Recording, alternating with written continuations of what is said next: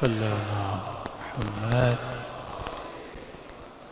اپنے اپنے مرحومین تمام تر شہدائے ملت جعفریہ وہ مومنین جو آج ہمارے درمیان نہیں، سب کو یاد کرتے ہوئے ایک مرتبہ سورۃ الفاتحہ۔ بسم اللہ الرحمن الرحیم الحمدللہ رب العالمین ایاک نعبد و ایاک نستعین اهدنا الصراط المستقیم۔ بسم اللہ الرحمن الرحیم قل هو اللہ احد اللہ الصمد ربنا تقبل منا انک انت السمیع العلیم۔ صلوات پڑھے محمد و آل محمد۔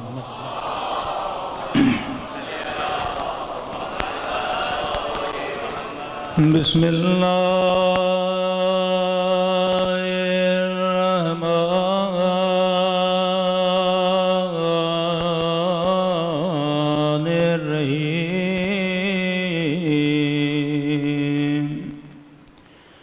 الحمدللہ رب العالمین الحمدللہ کما هو أهله الصلاة والسلام على سيد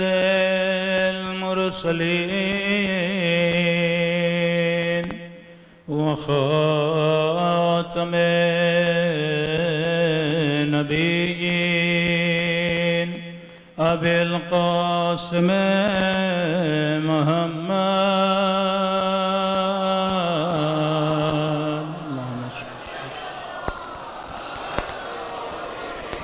وعلى آله الطيبين الطاهرين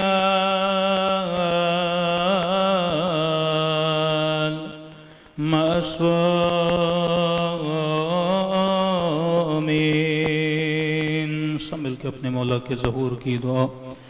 اللہم کل ولیک حجت ابن الحسن صلواتک علیہ وعلی آبائه فی هذه الساعة وفي كل وليا وحافظا وقائدا ودليلا وعينا حتى تسكنه أرضك طوعا وتمتعه فيها طويلا برحمتك يا أرحم الراحمين۔ صلوات پڑھیں محمد۔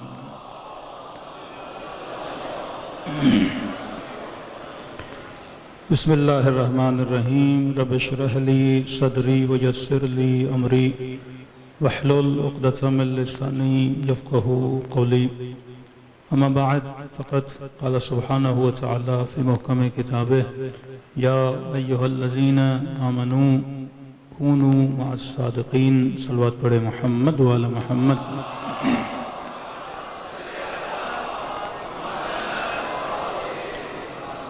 دعا ہے پروردگار عالم ہم سب کی عبادتوں کو اپنی بارگاہ عالی میں قبول فرمائے، اور جس مقصد زندگی مقصد حیات کو لے کر سال ہا سال سے یہ مجلسیں برپا کی جا رہی ہیں، خدا ان مقاصد میں ہم سب کو کامیابیاں کامرانیاں نصیب فرما دے۔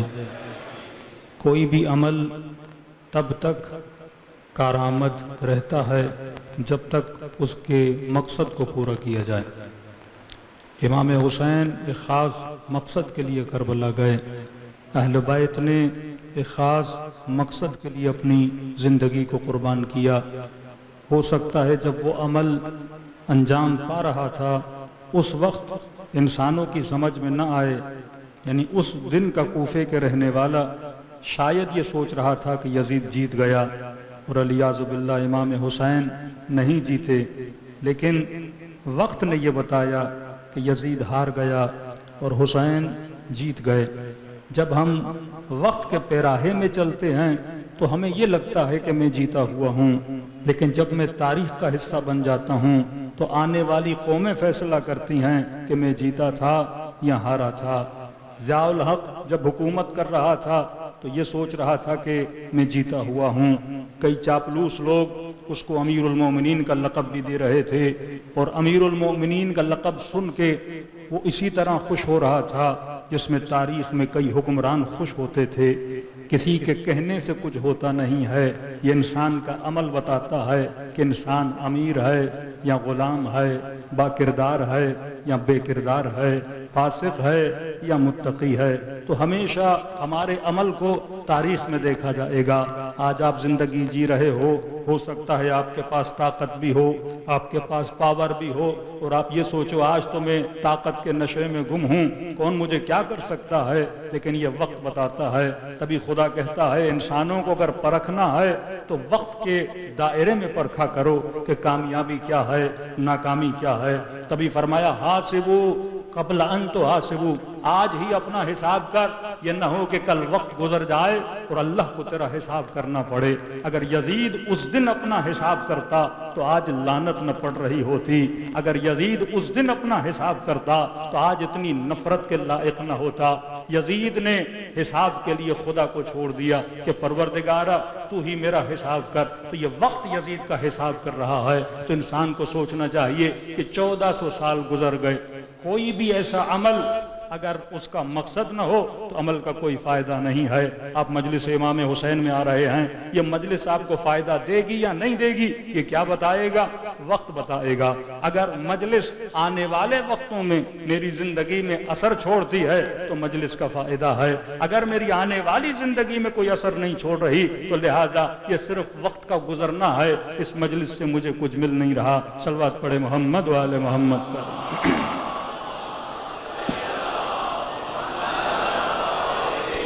کیونکہ آج پہلی مجلس ہے، تھوڑا سا موضوع پر بھی گفتگو ہو جائے۔ عادتاً ہر سال تقریباً کراچی میں 2 موضوعات پہ میں مجالس پڑھتا ہوں۔ مقصد یہ کہ 2 موضوع کا انتخاب کیا جاتا ہے۔ یہاں کیونکہ ٹائم کی قلت ہوتی ہے تو موضوع اس حساب سے ہوتا ہے، اور جو آخری ہماری مجلس ہوتی ہے وہ IRC امام بارگاہ میں عاشا منزل پہ ہوتی ہے، کیونکہ وہاں ٹائم انلیمیٹڈ ہوتا ہے، تقریباً 12:45 اور 1 بجے مجلس شروع ہو جاتی ہے۔ تو وہاں ذرا فکری موضوع ہوتا ہے، ایک قوم کو ایک جہت دکھانے والا موضوع ہوتا ہے۔ تو یہاں جس موضوع پہ تقریر کی جائے گی وہ یہ ہے کہ معاشرے کی تربیت کردار حسین اور کردار اصحاب حسین کے آئینے میں۔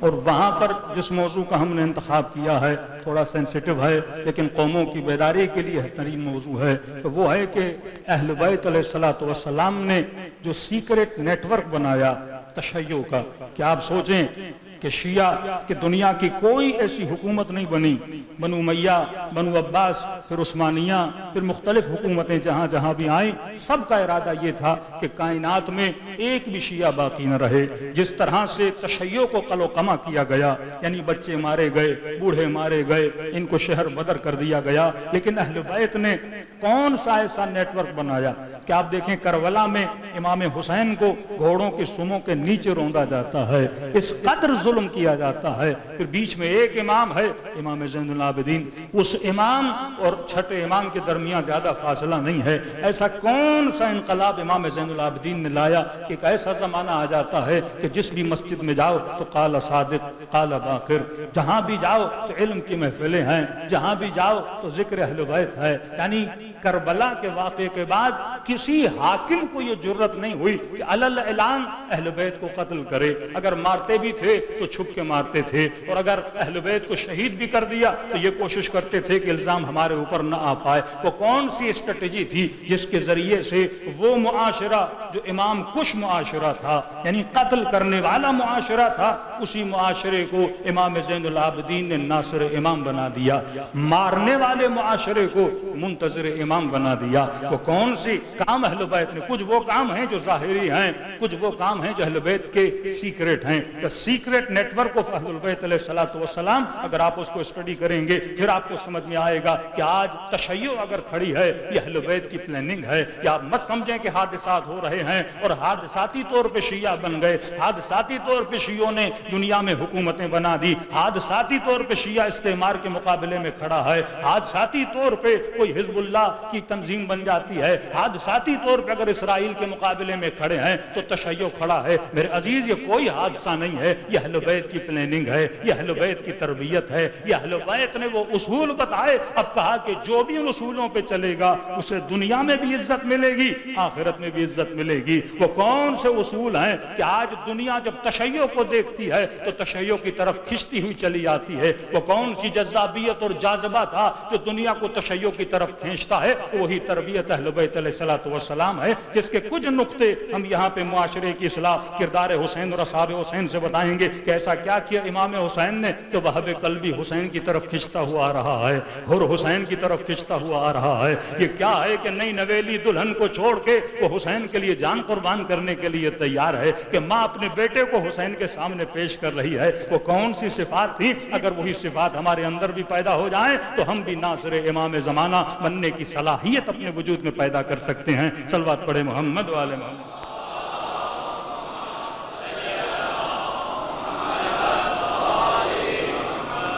بارہ دیگر صلوات پڑھے محمد و آل محمد.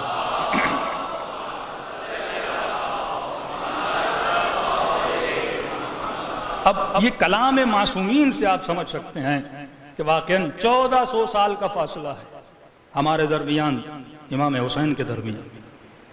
اب اس 1400 سال کے بعد آج کے زمانے میں اگر میں امام زمانہ یا امام حسین کی مدد کرنا چاہتا ہوں تو کیسے مدد کروں؟ واقعاً میں امام حسین کے لیے کیا کر سکتا ہوں؟ ایسا کون سا کام ہے جو انجام دوں اور امام حسین خوش ہو جائیں؟ پہلے تو یہ یاد رکھیں کہ محرم انسان کی فطرت کو بیدار کرنے کا مہینہ ہے، اور فطرت کی بیداری کی نشانی یہ ہے کہ انسان کی آنکھوں میں غم حسین کے آنسو آ جاتے ہیں. جب فطرت مردہ ہو جاتی ہے تو انسان کی آنکھ سے آنسو نہیں نکلتے، خود آنسوؤں کا نکلنا یہ فطرت کی بیداری کی نشانی ہے کہ ایک انسان پہ ظلم ہو رہا ہے، آپ دیکھیں اور آپ کو دکھ نہ ہو تو اس کا مطلب یہ ہے کہ میرا دل کیا ہو چکا ہے؟ مردہ ہو چکا ہے. آج دنیا میں اینیمل رائٹس پہ بات ہو رہی ہے کہ بھئی حیوانوں کے قوانین اور حیوانوں کے رائٹس اور حیوانوں پہ ظلم ہو رہا ہے، اس پہ بات کی جائے. لیکن رسول خدا کے جانے کے بعد اینیمل تو دور، ایک ایسی امت جو اپنے نبی کے نواسے کو قتل کرنے پہ تلی ہے. یہ مسلمان کو سوچنا چاہیے. واللہ اگر یہ محرم نہ ہوتا تو عالم اہل سنت میں شاید ہی کوئی ہوتا جسے پتا ہوتا کہ کوئی حسین تھے، کوئی کربلا تھی. وہ معاشرے جو وہابی معاشرے ہیں، آپ چلے جائیے، یہ سوشل میڈیا کا زمانہ ہے، ہاتھ میں مائک لیجئے اور اس معاشرے میں پوچھئے چند لوگوں سے کہ نبی کے نواسے کتنے تھے. آج آپ ملیشیا چلے جائیے، صرف 4 خلفاء کے نام مسلمانوں کو یاد ہیں بس، اس کے علاوہ اور اصحاب کے بھی نام نہیں پتا. اس کے علاوہ آپ پوچھو کہ کسی ملیشین مسلمان سے، کسی سعودی عرب میں رہنے والے مسلمان سے، یو اے ای میں رہنے والے مسلمان سے کہ نبی کی بیٹی کا نام کیا تھا، نبی کے نواسوں کا نام کیا تھا، کوئی اویئرنس نہیں. اسلام صرف اتنا کہ ہم نے صرف خلفاء کے نام یاد رکھنے ہیں، اس کے بعد نماز پڑھنی ہے مسجد میں، اور اس کے بعد میں جانوں، میری زندگی جانے، میرا کام جانے. یہ اویئرنس کہ آپ کا چھوٹے سے چھوٹے بچے کو بھی پتا ہے کہ چادر کسا کے نیچے پنجتن کے نام کیا ہیں. آپ کی نسلوں کو پتا ہے، صرف نام نہیں، ان کے بچوں کے نام کیا تھے، وہ شہید کیسے ہوئے، نبی نے اپنی اولاد سے محبت کرنے کا طریقہ ہمیں کیسے سکھایا. کم از کم مجلس میں آنے والے شیعہ کو اتنے اصحاب کے نام پتا ہیں جو مجلسوں میں نہیں آتے ان کو نہیں پتا. یہ اور بات ہے کہ ہمارے اوپر ایک الزام لگا کہ شیعہ صحابہ کو نہیں مانتے، تو کیا سلمان صحابی نہیں؟ کیا عمار صحابی نہیں؟ کیا جناب رسول کے ساتھ بیٹھنے والے جناب بلال صحابی نہیں؟ کیا نبی کے کاندھوں پہ بیٹھنے والے حسن و حسین صحابی نہیں؟ کیا علی ابن ابی طالب صحابی نہیں؟ کیا مالک ابن نویرہ صحابی نہیں؟ مارنے والے تو تمہیں یاد ہیں، مرنے والے تمہیں یاد نہیں رہتے؟ ہاں؟ کیا ابا ذر غفاری کسی کو یاد نہیں؟ کیا یہ صحابی رسول نہیں؟ موضوعات کا انتخاب اس لیے کیا کیونکہ پاکستان کا جو سیاسی ماحول چل رہا ہے یہ بڑا زبردست ہے آپ لوگوں کے لیے، کیونکہ اس وقت نفاق کا ماحول ہے کہ میری مرضی جسے چاہا اچھا بنا دیا، میری مرضی جسے چاہا برا بنا دیا۔ جہاں پہ میں آ جاتی ہے وہاں پہ پھر دین نہیں رہتا ہے۔ دین اللہ کی مرضی کا نام ہے۔ اگر ہم تاریخ کو قرآن کے آئینے میں پرکھیں گے پھر ہمیں پتا چلے گا کہ حق کیا ہے باطل کیا ہے۔ امام کے پاس شخص آیا، کہا کہ مولا، چھٹے امام جعفر صادق علیہ السلام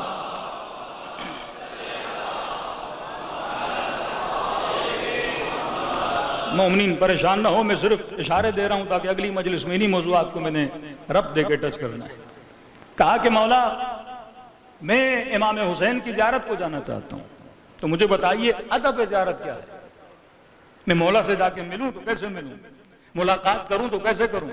کہ ایک زائر کراچی سے چلا کربلا کی طرف اور یہ پوچھے کہ مولانا آداب زیارت کیا ہے؟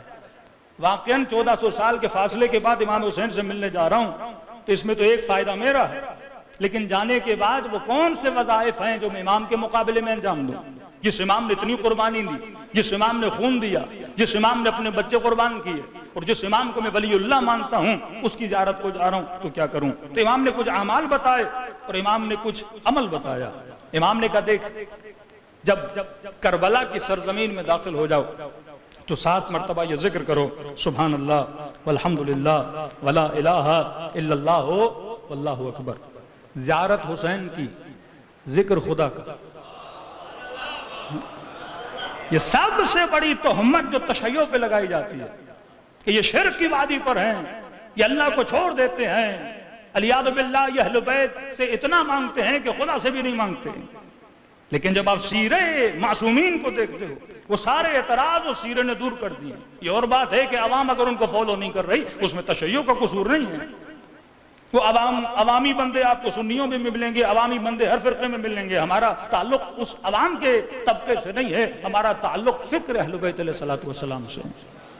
کہ فرمایا جیسے زیارت امام حسین کے لیے جاؤ اور کربلا کی سرزمین پہ پہنچو، پہلے یہ 7 مرتبہ کہو کہ سبحان اللہ والحمدللہ ولا الہ الا اللہ واللہ اکبر۔ کس کا ذکر کرو؟ خدا کا ذکر کرو۔ اس کے بعد 7 مرتبہ کہو لبیک یا داعی اللہ۔ ایک نعرہ ہمارے ہاں بہت مشہور ہے، لیکن وہ نعرہ روائی نعرہ نہیں ہے کہ لبیک یا حسین عراقی مارتے ہیں کہ ہماری مجلسوں میں لگتا ہے۔ جو نعرہ چھٹے امام نے بتایا ہے کہ ہر مومن کو لگانا چاہیے وہ یہ ہے کہ لبیک یا داعی اللہ، کہ پہلے 7 مرتبہ ذکر خدا کرو، پھر 7 مرتبہ یہ کہو کہ لبیک، مطلب مولا میں آپ کی آواز پہ آواز دے رہا ہوں، لیکن کس لقب سے امام کو بلا رہے ہو؟ لبیک یا داعی اللہ، اے وہ جس نے اللہ کی آواز پہ لبیک کہا۔ ہم حسین کو لبیک کہہ رہے ہیں، حسین نے کس کو لبیک کہا؟ خدا کو لبیک کہا۔ داعی اللہ یعنی اللہ کی دعوت پہ لبیک کہنے والے امام، کہ جب نکل رہے تھے مکے سے تو یہ جملے میرے مولا حسین کے کہ میرا رب یہ چاہتا ہے کہ میں ذبح ہو جاؤں، میرا رب یہ چاہتا ہے کہ میں کربلا جاؤں۔ اسماعیل کو ابراہیم لے کے ذبح کرنے کے لیے کس نے دعوت دی تھی؟ اللہ نے خواب میں آ کے دعوت دی تھی کہ میں چاہتا ہوں تو اپنے بیٹے کو ذبح کرے۔ تو اللہ کی دعوت پہ اسماعیل نے کیا کہا تھا؟ لبیک کہا تھا۔ نبی کے چہرے پر کوڑا کرکٹ پھینکا گیا، پتھر مارے گئے، تکلیفیں دیں، کس کے لیے دعوت دے رہے تھے؟ اللہ کے لیے دعوت دے رہے تھے۔ امام کا کام یہ ہے کہ بندوں کو اللہ سے ملائے، لوگوں کے دلوں میں اللہ کی محبت کو پیدا کرے۔ یہ رشتہ جو بندے اور خدا کا ٹوٹ چکا ہے، اس بندھن کو ملانے والی شخصیت کا نام یا نبی ہوتا ہے، یا امام ہوتا ہے، یا معصوم ہوتا ہے۔ اور فرمایا جو ان کا ماننے والا ہے اس کا بھی یہی کام ہے کہ بندوں کو کس سے ملائے؟ پروردگار عالم سے ملائے۔ حضرت نوح نے یہی کام کیا، حضرت موسیٰ نے یہی کام کیا، اور اسی کام کے لیے تکلیفیں اٹھائیں۔ کبھی آگ میں پھینکا گیا، کبھی تہمتیں لگائی گئیں، کبھی الزام لگائے گئے، کبھی یحییٰ کا گلا کاٹا گیا، کبھی جناب ابراہیم نے تکلیفیں اٹھائیں، کبھی امام حسین نے تکلیفیں اٹھائیں۔ تو امام کا کام یہ تھا کہ بندوں کو کس سے ملائے؟ اللہ سے ملائے۔ رسول خدا جب اسلام کی دعوت دے رہے تھے، یہ مکے کے مشرک آ گئے کہ یا حبیب، اے محمد، ہم آپ کی بات کا انکار نہیں کرتے، لیکن آئیے ایک معاملہ انجام دیتے ہیں۔ نبی نے کہا کیسا معاملہ؟ کہ معاملہ یہ ہے کہ دیکھیے 1 سال ہم آپ کے خدا کو مانیں گے اور 1 سال آپ ہمارے خداؤں کو مانیں، مطلب آدھا ادھر اور آدھا ادھر۔ تو رسول خدا نے اس وقت یہ سورہ قل یا ایھا الکافرون لا اعبد ما تعبدون اور 2 مرتبہ تکرار کیا کہ جن کی تم عبادت کرتے ہو ان کی میں عبادت نہیں کرتا، اور کہا کہ محمد یہ پہاڑ دیکھ رہے ہو، اگر اس کے برابر سونا چاہیے تو ہم تمہیں دینے کے لیے تیار ہیں۔ عرب کی کسی بھی خوبصورت لڑکی کے اوپر ہاتھ رکھو، ہم اپنی بیٹی تمہیں دینے کے لیے تیار ہیں۔ لیکن اسی رسول نے فرمایا کہ ایک ہاتھ میں سورج رکھا جائے، دوسرے ہاتھ میں چاند رکھا جائے، میں اپنے خدا کو چھوڑنے کے لیے تیار نہیں ہوں۔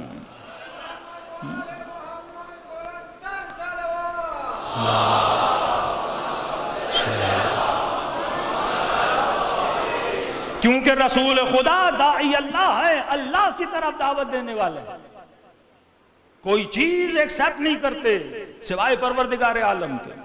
اور انہی رسول کا نواسا حسین ابن علی، لالچ دی جا رہی ہے، جو حکومت چاہیے دینے کے لیے تیار ہے، مال چاہیے دینے کے لیے تیار ہے۔ تو آپ کو کربلا میں 2 طرح کے لوگ نظر آتے ہیں نا، ایک وہ جو رے کی حکومت کے دانے پہ بکے، ایک وہ جو ابن زیاد کے سونے اور درہم پہ بکے، کچھ وہ جو ابن زیاد کی دھمکیوں پہ بکے، لیکن کچھ وہ تھے کربلا میں جنہوں نے سب کچھ لٹایا لیکن دنیا کے سامنے بکے نہیں، جنہوں نے اگر کسی کی دربار میں خود کو بیچنے کے لیے رکھا تو وہ دربار پروردگار عالم تھی۔ علی نے شب ہجرت بستر پہ خود کو بیچا، حسین نے کربلا کی زمین پر رب کی مرضیوں کے لیے خود کو دے دیا۔ تو یہ کردار تھا۔ فرمایا یہ کیا ہے؟ داعی اللہ ہیں۔ اب اگلے جملے معصوم کے، اس میں 5 پوائنٹ معصوم بتاتے ہیں۔ بہت زیادہ فاصلہ ہے ہمارے درمیان اور امام حسین کے درمیان، یہ جملہ ہر بندہ کہتا ہے اور معصومین نے کہنے کے لیے بولا ہے، لیکن اس کا جواب یہاں پہ آتا ہے کہ یا لیتنا کننا معکم فافوز معکم فوزا عظیما۔ مولا اے کاش میں کربلا میں ہوتا، میں بھی کامیاب ہو جاتا۔ اے کاش میں کربلا میں ہوتا تو پہلے اپنے بازو کٹواتا۔ اے کاش میں کربلا میں ہوتا پہلے یہ تیر اپنے بدن پہ لیتا۔ اے کاش میں کربلا میں ہوتا۔ اور جس کو ثابت کرنے کے لیے مومن کی قربانیاں اس زمانے میں دیتا ہے، تو یہی جملہ معصوم فرماتے ہیں کہ ہر بندہ کہتا ہے اے کاش میں کربلا میں ہوتا تو یہ کرتا، اے کاش میں کربلا میں ہوتا تو یہ کرتا۔ اب سوال یہ پیدا ہوتا ہے میں تو کربلا میں نہیں تھا، لیکن آج تو یہاں پہ موجود ہوں، تو آج حسین ابن علی کے لیے کیا کر سکتا ہوں؟ آج وہ کون سا عمل ہے جو میں انجام دوں جس سے امام حسین کی مدد ہو جائے؟ تو یہاں میرے مولا فرماتے ہیں کہ انسان اگر حسین ابن علی کی مدد کرنا چاہتے ہو تو فرماتے ہیں یہ بول کہ مولا اگر میں کربلا میں ہوتا تو اپنی آنکھوں کو آپ کی آنکھوں پہ قربان کرتا، اپنے کانوں کو آپ کے کانوں پہ قربان کرتا، اپنی زبان کو آپ کی زبان پہ قربان کرتا، اپنے بدن کو آپ کے بدن پہ قربان کرتا۔ اب چھٹے امام فرماتے یہ بول ان السمع والبصر والفؤاد، یہ جتنی چیزیں ہیں کہ مولا میں اپنی آنکھوں سے آپ کی مدد کرتا، اپنی زبان سے آپ کی مدد کرتا، اپنے قلب سے آپ کی مدد کرتا، اپنے ہاتھوں سے آپ کی مدد کرتا، اپنے ہوا سے آپ کی مدد کرتا، مطلب جو میری خواہش ہے اس سے آپ کی مدد کرتا، میری جو آنکھیں ہیں اس سے آپ کی مدد کرتا۔ پھر معصوم سے پوچھا مولا آنکھوں سے حسین کی مدد کیسے کروں، کانوں سے حسین کی مدد کیسے کروں، قلب سے حسین کی مدد کیسے کروں، زبان سے حسین کی مدد کیسے کروں؟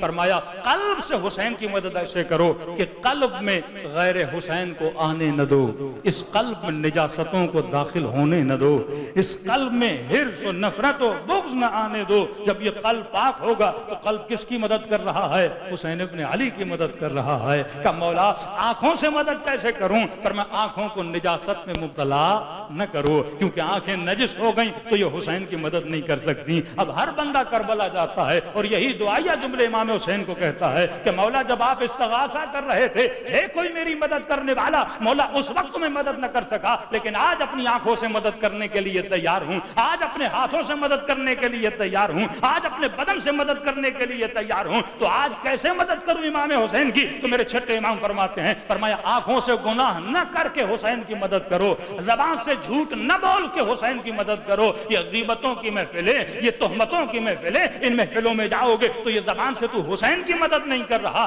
تو یزید کی مدد کر رہا ہے۔ آنکھوں سے حرام کاریوں میں مبتلا ہو گئے، یہ حسین کی مدد نہیں ہے، یہ شیطان کی مدد ہے، یہ نفس کی مدد ہے۔ تو فرمایا اگر کانوں سے حسین کی مدد کرنا چاہتے ہو تو کانوں سے حرام آوازوں کو سنا نہ کرو، کانوں سے بدکار آوازوں کو سنا نہ کرو، کیونکہ کان نجس ہو گئے یہ حسین کی مدد کے قابل نہیں رہتے۔ صلوات پڑھے محمد و آل محمد۔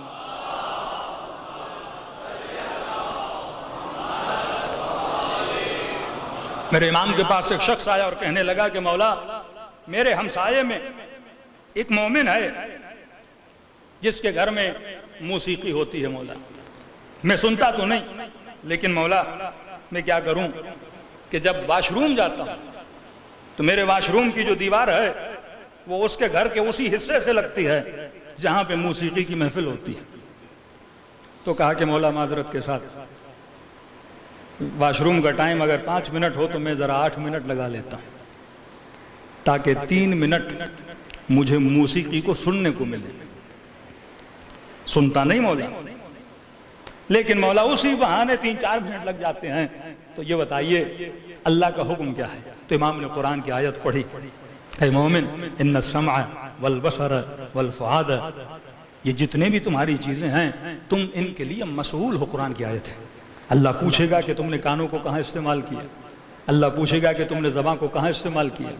یہی مسئولیت، یہی رسپانسبلٹی اگر جوانوں کے اندر آ جائے کہ اگر میں کانوں کی حفاظت کروں گا، زبان کی حفاظت کروں گا، آنکھوں کی حفاظت کروں گا، یہی امام زمانہ کی مدد ہے، یہی امام حسین کی مدد ہے۔ مدد کا مطلب یہ نہیں کہ ہم انتظار کریں کہ امام زمانہ آئیں گے اور کسی لشکر میں جا کے ہم نے جہاد میں شرکت کرنی ہے اور 4 بندوں کو واصل جہنم کرنا ہے تو یہ ہماری مدد ہے۔ بھائی وہ جب ظہور ہوگا تو دیکھا جائے گا۔ سوال یہ ہے کہ آج میں امام حسین کی مدد کیسے کروں؟ آج بھی امام حسین آواز دے رہے ہیں، حل من ناصر ینصرنا، ہے کوئی میری مدد کرنے والا؟ حل من مغیث یغیثنا، ہے کوئی ہماری آواز پہ آواز دینے والا، ہماری فریاد پہ فریاد کرنے والا؟ تو معصوم فرماتے ہیں اگر مدد کرنا چاہتے ہو تو اس طرح مدد کرو، اپنی زبان کے ذریعے سے، اپنے کانوں کے ذریعے سے، اپنی آنکھوں کے ذریعے سے۔ پھر آخری جملہ فرمایا وہ ہوائی، اپنی ہوا کے ذریعے سے۔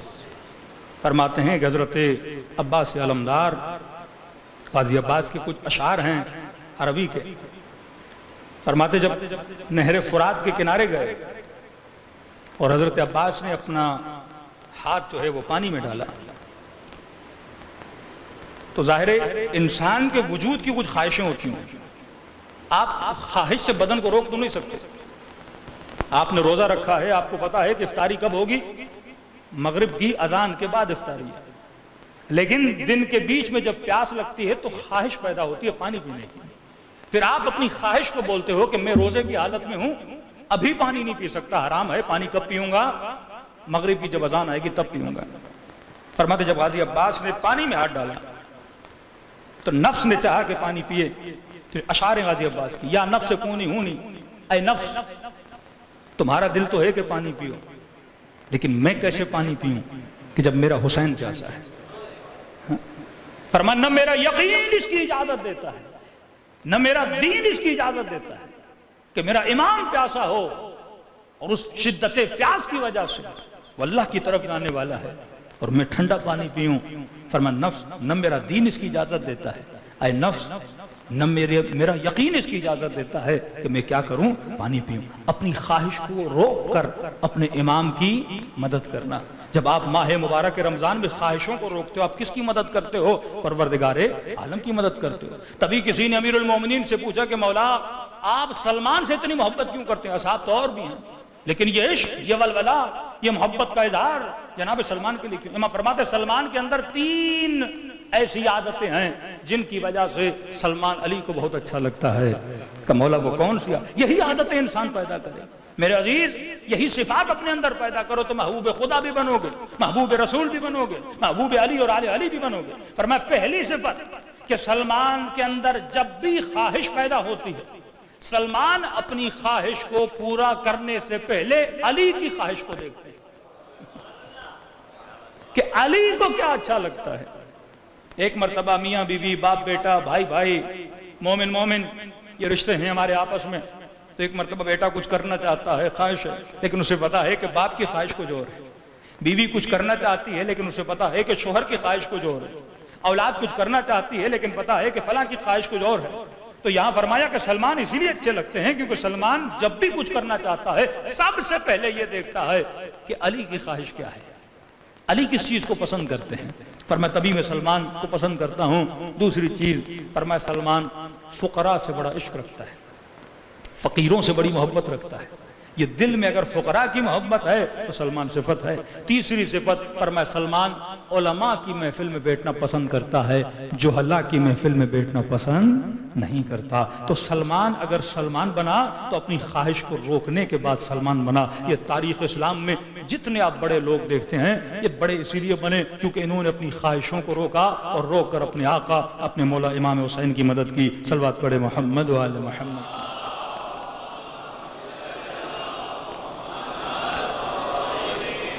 مقدس سے اردبیلی تاریخ اسلام میں ہے کہ یہ آپ ماہ محرم، ماہ مبارک، ماہ گریہ، ماہ قبولیت دعا، اسلام میں مکان کی بھی بڑی اہمیت ہے اور اسلام میں زمان کی بھی بڑی اہمیت ہے۔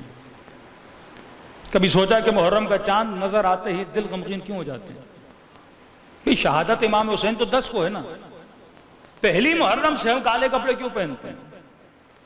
پہلی محرم سے ہم غم کیوں مناتے ہیں؟ ہونا تو یہ چاہیے کہ 10 سے شروع ہو اور پھر ہم آگے بڑھیں، لیکن نہیں، یہاں چاند دکھا، یہاں فرش عزا بچھ گیا، غم شروع ہو گیا۔ ایک ریزن علماء فرماتے ہیں یہ ہے کیونکہ جیسے محرم کا چاند نظر آتا ہے تو دل امام زمانہ غمگین ہو جاتا ہے، اور کیونکہ ہم سب اہل ولایت ہیں، ہم سب کا دل امام زمانہ سے جڑا ہوا ہے، تو جو اثر امام کے دل پہ ہوتا ہے وہ اثر ہمارے دل پر بھی ہو جاتا ہے۔ یہ آپ نے محسوس کیا ہوگا جب شب جمعہ آتی ہے یا عصر جمعہ آتی ہے تو کئی مومنین نے کہا مولانا ہم تھوڑے غمگین ہو جاتے ہیں۔ وہ وقت بھی وہ ہوتا ہے، فرماتے اس وقت میں امام زمانہ کا دل کیا ہوتا ہے؟ غمگین ہوتا ہے۔ بہت بڑے عالم دین تھے، فرماتے میں نے پروردگار عالم سے عرض کی کہ خدایا، پڑھتے ہیں ہم روایات میں، دعاؤں میں کہ جب مصیبت امام حسین کا ذکر ہوتا ہے تو زمین و آسمان امام حسین پہ گریہ کرتے ہیں۔ کہتے ہیں میں نے صرف اتنا چاہا کہ پروردگارہ مجھے دکھا دے کہ زمین و آسمان کیسے روتے ہیں۔ کہتے ہیں اللہ نے پردہ ہٹایا، میں نے پورے عالم کو حسین پہ روتا ہوا دیکھا، لیکن وہ منظر ایسا تھا کہ میں برداشت نہ کر سکا۔ تو اسلام میں وقت اور اسلام میں دن، زمان اور مکان، خاص وقت میں دعا کرو قبول ہوتی ہے، خاص مکان پہ دعا کرو قبول ہوتی ہے۔ فرمایا تحت قبۃ الحسین، امام حسین کی زری کے نیچے جو بندہ دعا کرتا ہے کہتے ہیں وہ دعا بہت جلد کیا ہو جاتی ہے؟ قبول ہو جاتی ہے۔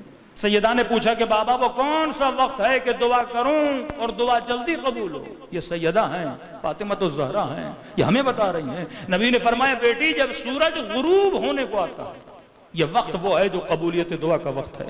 اور روایت میں ملتا ہے کہ بی بی اپنے کنیز کو بھیجتی تھی چھت پہ جا اور جا کر دیکھ جب سورج ڈھلنے لگے تو مجھے بتانا، اور کہتے جیسے کنیز کہتی تھی کہ بی بی اب سورج اس افق سے نیچے جا رہا ہے تو سیدہ مصلی بچھاتی تھی اور دعا کرتی تھی۔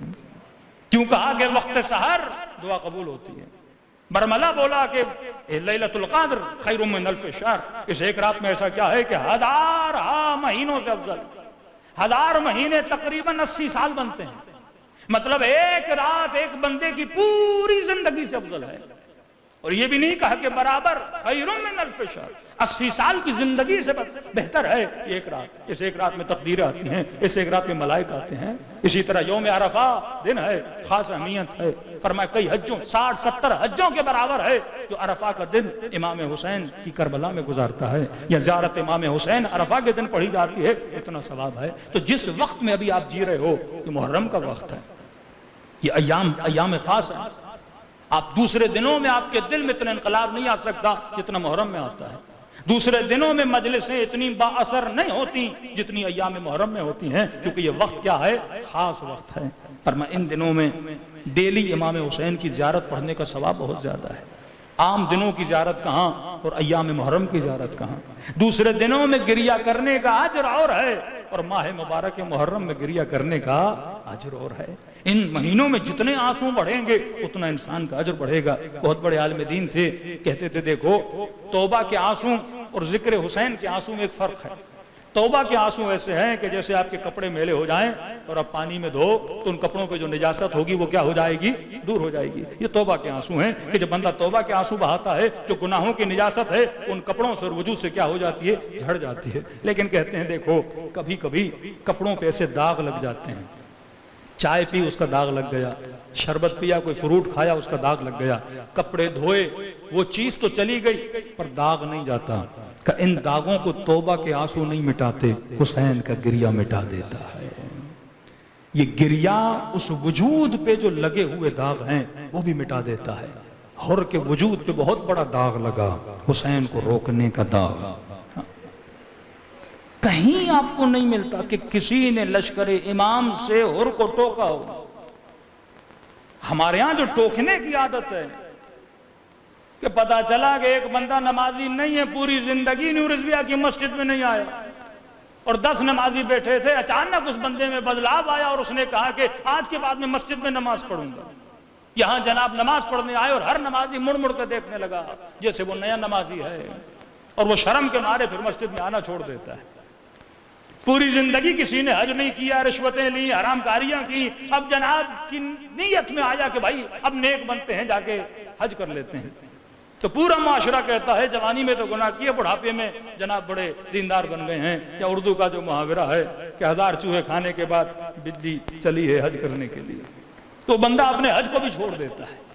قطعاً آپ کو لشکر امام حسین میں یہ صفت نظر نہیں آتی کہ کسی ایک نے بولا ہو کہ حر تو نے راستہ روکا تھا، حر تیری وجہ سے ہم پیاسے ہیں۔ اتنا کچھ کرنے کے بعد پھر حسین کے لشکر میں آئے ہو۔ فرماتے ہیں جب شامل ہوا لشکر حسین میں، جو لشکری تھے انہوں نے حر اور حبیب میں کوئی فرق نہیں دکھایا۔ یہ نہیں کہا کہ تو نیا ہے حبیب پرانا ہے۔ یہاں نئے اور پرانے کا کوئی مطلب نہیں ہے، یہاں جو بھی آتا ہے اسے حسین پرانا ہی سمجھتے ہیں۔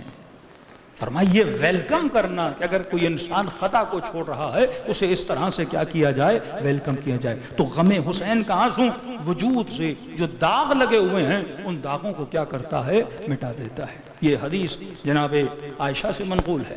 فرماتے رسول حسین ابن علی کو سینے پہ بٹھا کر اتنا پیار کر رہے تھے کہ کہتی میں نے محسوس کیا کہ اس نواسے سے رسول خدا کا کوئی خاص لگاؤ ہے، اور فرمایا یا رسول اللہ میں دیکھ رہی ہوں آپ اس نواسے کو بڑا پیار کر رہے ہیں۔ نبی نے فرمایا یہ وہ میرا نواسہ ہے جس پر میری امت ظلم کریں گے، اور کہا کہ عائشہ جو میرے اس نواسے کی زیارت کو جائے گا میں اپنے مقبول حج کا ثواب ایک زیارت کے بدلے میں اسے عطا کروں گا۔ میرا ایک مقبول حج۔ عائشہ نے کہا رسول اللہ ایک حج کا 2 حج کا 2 حج کا 6 حج۔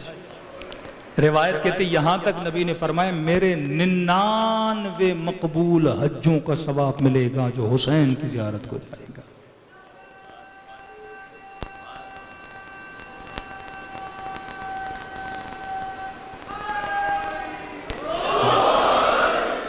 99 مقبول حجوں کا ثواب۔ اور کسی نے میرے مولا سے کہا کہ مولا زیارت حسین کا ثواب لیں تو کیسے؟ ہر بندہ تو کربلا نہیں جا سکتا، یہ کریموں کی وادی ہے۔ فرمایا اتنے دور نہیں جا سکتے تو فرمایا خلوص دل سے میرے حسین کو بس سلام کیا کر. تو اسی امام بارگاہ میں بیٹھے بیٹھے رسول خدا کے حج کا ثواب خدا تجھے عطا کرے گا. لیکن وہ سلام جس میں یہ منظور نظر ہو کہ آنکھوں سے حسین کی مدد کروں، زبان سے حسین کی مدد کروں، کانوں سے حسین کی مدد کروں، اپنی ہوا و ہوس نفس کے ذریعے حسین کی مدد کروں کہ اس ہوا کو نہ سنوں، رضایت حسین پہ چلوں. مقدس سے اردبیلی کہ وہ امام جب کربلا پہنچے 2 محرم کو، تو 4 فرسخ اندر 4 فرسخ زمین کو خریدا، اور خریدنے کے بعد کہا کہ تمہیں واپس دیتا ہوں اسی شرط پہ کہ جب کبھی میرا زائر آئے 3 دن اسے اپنا مہمان بنانا، اس کی خدمت کرنا. اس زمانے میں امام حسین کو اپنے زائروں کی پرواہ تھی. اسی لیے علماء فرماتے ہیں کربلا جاؤ تو 3 دن سے کوشش کرو، حرام نہیں ہے، میں اخلاقی پہلو پہ بات کر رہا ہوں، یہ روایت ہے، کوشش کرو کہ 3 دن سے زیادہ کربلا نہ روکو. اب مجبوری ہے، کبھی ہوٹل مہنگے ملتے ہیں، لوگ رک جاتے ہیں، تو شرعی پابندی نہیں ہے، تو اس کا ریزن سمجھو. فرمایا کیونکہ زیادہ رہو گے تو کہیں تجھے کربلا کی عادت نہ پڑ جائے. اپنے اندر وہ تڑپ، اپنے اندر وہ آتش، وہ زیارت کی تشنگی اپنے وجود میں رکھا کرو. مقدس اردبیلی 4 فرسخ در 4 فرسخ امام حسین نے زمین خریدی. مقدس اردبیلی جب نجف سے کربلا جاتے تھے تو کہتے ہیں جہاں سے 4 فرسخ شروع ہوتے تھے، پھر بھی کہوں گا یہ کوئی شرعی مسئلہ نہیں ہے، یہ مقدس اردبیلی کی اپنی معرفت اور ادب ہے. 4 فرسخ جیسے شروع ہوتے تھے مقدس اردبیلی اپنی جوتیوں کو اتار دیتے تھے اور وہاں سے پیدل حرم امام حسین کے لیے روانہ ہوتے تھے. کبھی کربلا میں ایک رات مقدس اردبیلی رکے نہیں. جب کسی نے کہا کہ مقدس اردبیلی آپ ایک رات بھی امام حسین کے حرم میں سرزمین کربلا پہ کبھی رکے نہیں، کہ رکا ہوں لیکن جاگتا ہوں راتوں کو پھر واپس آ جاتا ہوں. کہ آپ کبھی کربلا میں ایک رات سوئے بھی نہیں؟ کہ نہیں. کہ کیوں؟ مقدس اردبیلی کی آنکھوں میں آنسو آئے. یہ اصحاب بامعرفت امام حسین ہے. کہا کہ ایک رات کربلا رکا تھا اور جیسے میری آنکھ لگی تو مجھے زینب کی فریادوں کی آوازیں آنے لگی. اس دن کے بعد میں کبھی کربلا سو نہیں پایا.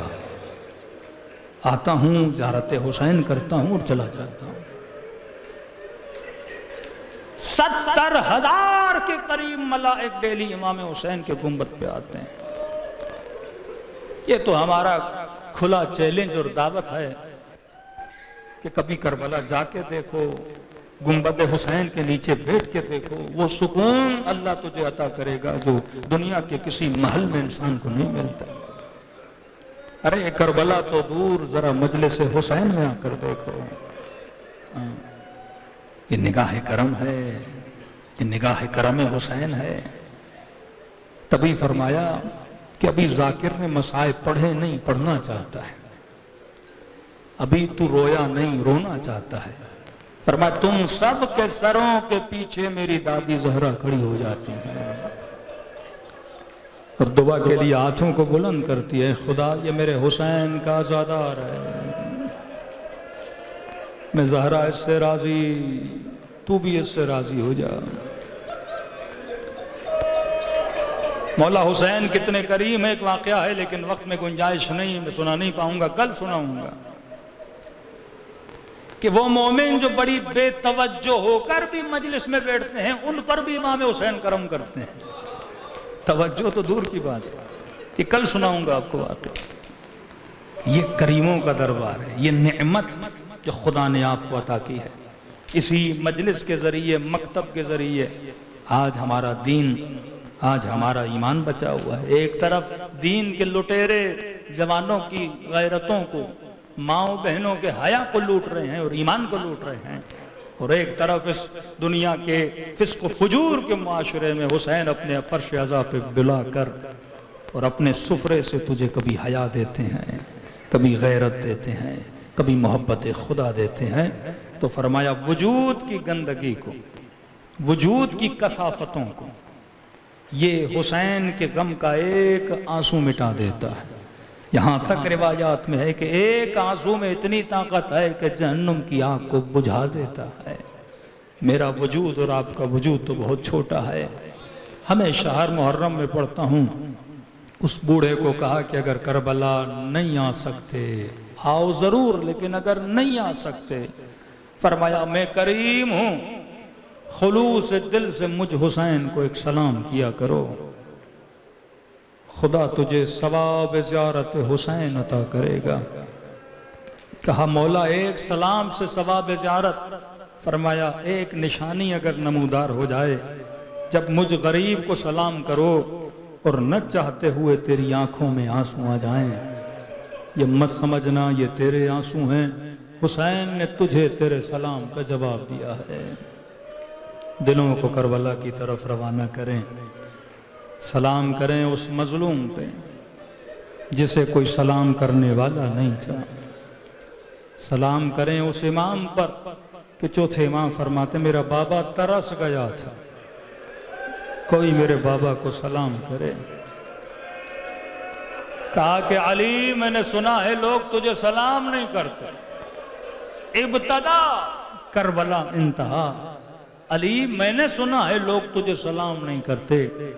کہ نبی کی بیٹی آپ سلام کی بات کرتے ہو، میں ان مدینے والوں کو سلام کرتا ہوں، کوئی علی کے سلام کا جواب بھی نہیں دیتا۔ السلام علی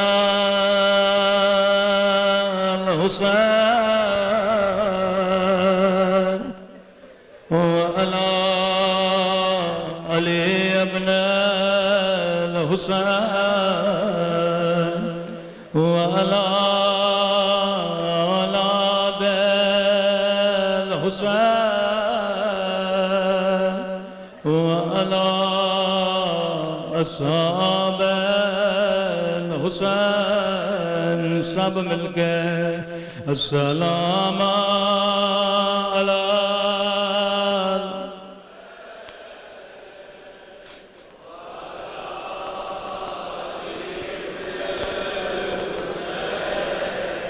وعلی اولاد الحسین وعلی اصحاب حسین کی صدا بلند ہو، السلام علی الحسین وعلی علی ابن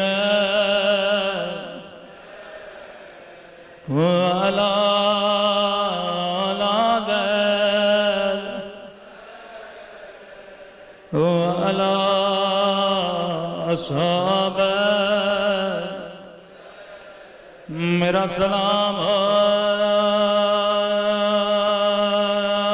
زینب کی لٹی ہوئی چادر پہ،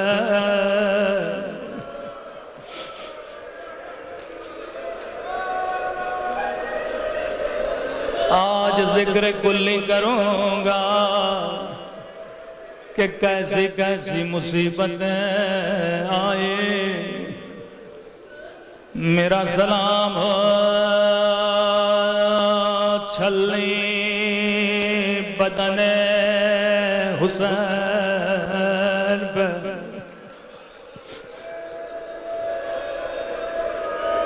آج ہر مومن کا دل دکھی ہے، سوچو ایسا کیوں ہے؟ فرمایا کیونکہ نماز عصر کے بعد خدا مجھے میرے حسین کا خون بھرا کرتا دکھاتا ہے۔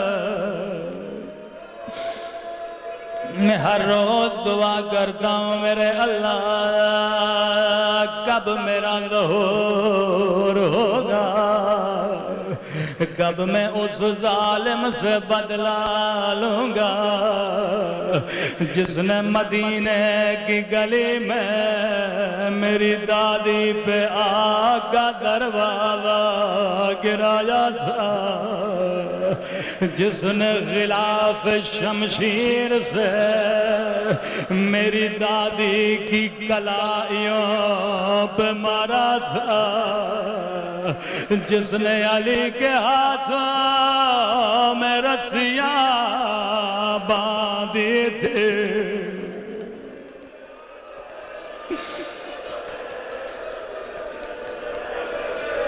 بے ادبی کی ابتدا مدینے میں ہوئے، انتہا کربلا میں ہوئے۔ میں جملے ہر سال پڑھتا ہوں، واللہ خدا کی قسم اگر مدینے میں در کو آگ نہ لگائے جاتے، کبھی کربلا میں خیمے نہ جلائے جاتے، اگر مدینے میں پسلیاں نہ توڑی جاتے، کبھی کربلا میں قاسم کے دائیں طرف کی پسلیاں بائیں طرف نہ جاتے۔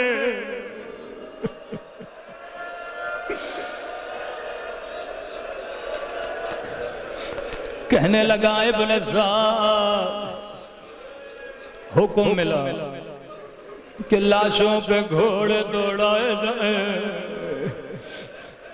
کہنے لگا ابن سعد، جب میں نے گھوڑے کو حسین کی بدن پہ دوڑانا شروع کیا، میں نے اپنے کانوں سے حسین کی پسلیاں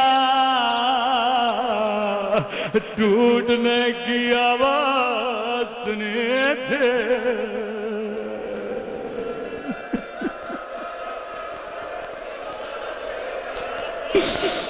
اللہ جانے یہ منظر امام زمانہ نے کیسے دیکھا، دکھیاری ماں نے کیسے دیکھا۔ اگر مدینے میں آگ نہ لگ دے، کربلا میں کبھی خیمے نہ جلائے جاتے، اگر مدینے میں پسلیاں نہ توڑی جاتی، کربلا میں کبھی پسلیاں نہ ٹوٹتے، اگر مدینے میں علی کے ہاتھوں میں رسیاں نہ باندھی جاتے، کبھی کوفے کی بازار میں زینب کے ہاتھوں میں رسیاں نہ ہوتی، اگر مدینے میں نبی کی بیٹی کو دربار میں نہ بلایا جاتا، کبھی شرابی کے دربار میں زینب کا کھلا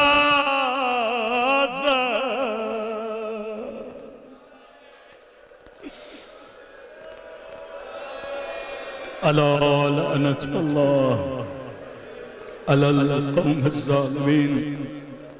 پروردگار تجھے اہل بیت کے گھرانے کا واسطہ اس قلیل عبادت کو اپنی بارگاہ میں قبول فرما، ہمارے مرحومین کے درجات کو بلند فرما، ہر طرح کے صغیرہ کبیرہ گناہوں کو معاف فرما۔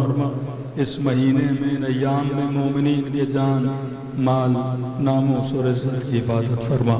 ربنا تقبل منا انک انت السمیع الدعاء۔